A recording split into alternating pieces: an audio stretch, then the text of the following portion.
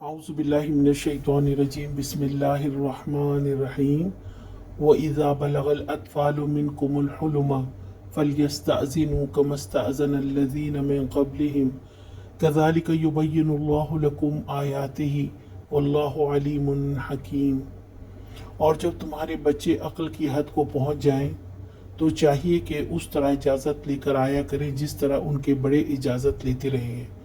اس طرح اللہ اپنی آیات تمہارے سامنے کھولتا ہے اور وہ علیم و حکیم ہے۔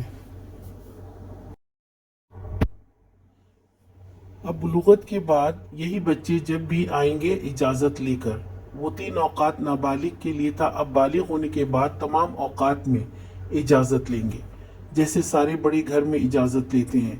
بے دھڑک ایک دوسرے کے گھر یا کمرے میں داخل ہونے سے روکا جا رہا ہے۔ یہاں حکم خاص لڑکوں کے لیے ہے، مگر عام طور پر سب مخاطب ہیں۔ اسلام ایک دوسرے کے احترام کو اہمیت دیتا ہے اور مومن کو بار بار تاکید کرنے کا مطلب یہی ہے کہ وہ دوسری تہذیب سے متاثر نہ ہوں، اپنے اسلامی شعار کو اپنائیں۔ آج کا سوال: اللہ تعالیٰ نے بار بار پردے کی تاکید کیوں کی ہے؟